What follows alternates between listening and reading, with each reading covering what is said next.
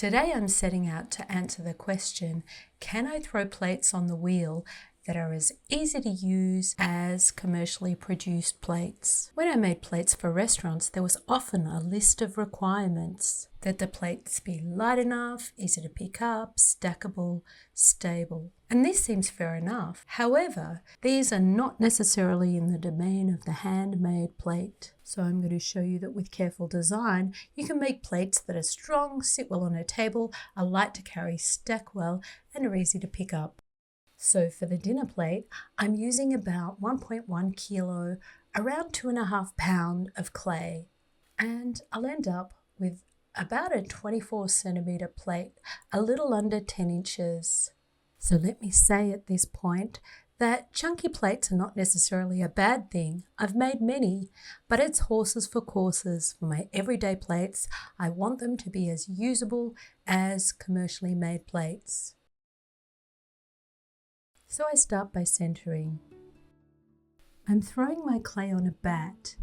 My wheel head has bat pins to fasten the bat, but if your wheel doesn't, you can use a pad of clay to fasten a bat. Now that my clay is centered, I'm flattening out the clay. So I'm forcing the clay down, pushing with my right hand and using my left hand to support the clay.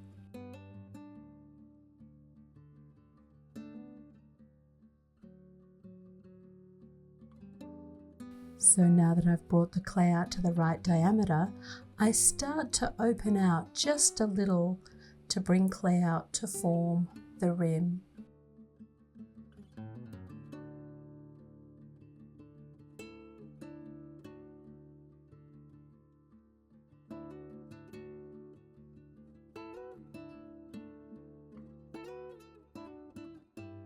I compress the clay with my fingers.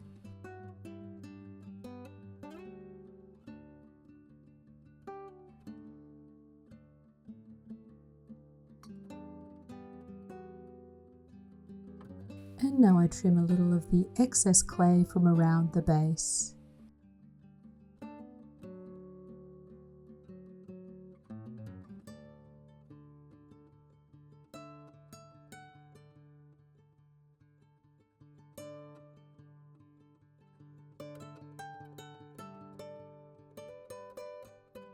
And then compress again with a throwing rib.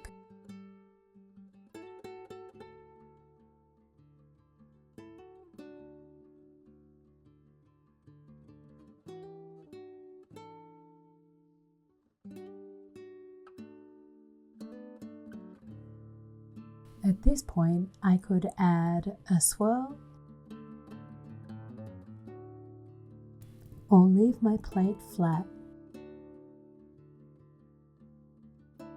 However I choose to finish my plate, I need to wire through before I leave it on the bat to dry. If I find the rim is drying too quickly, I cover just the rim. Okay, so my plate's dried evenly to leather hard. It's actually quite firm.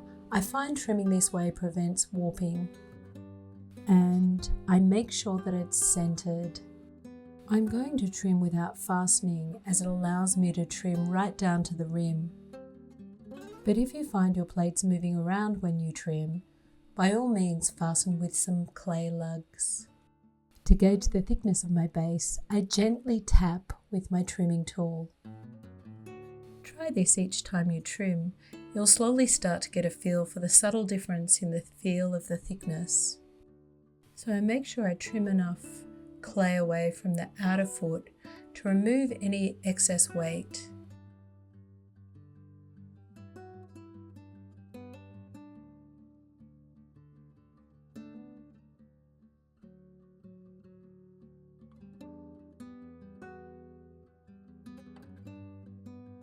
If you have to remove your plate to check the profile with your fingers, you'll soon see how much extra clay to trim away.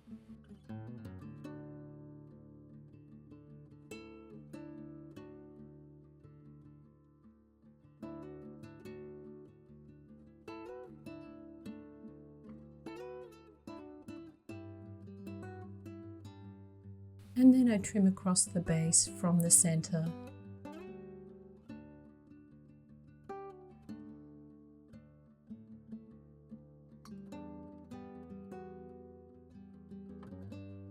These plates don't have a sharply defined foot ring, but they don't have a flat bottom either. So they have a foot that's formed from trimming on the outside and the inside of the base. This is very efficient to trim and makes the plate stable.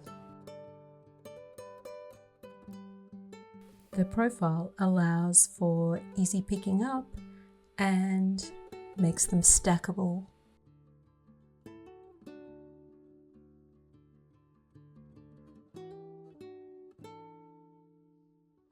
If you feel the base of your plate misshaping as you trim, support the underside with some clay or some foam.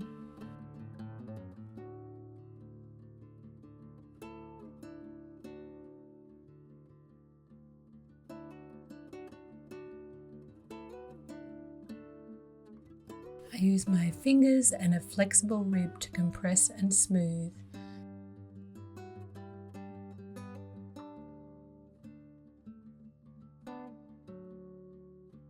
And now I just finish the rim.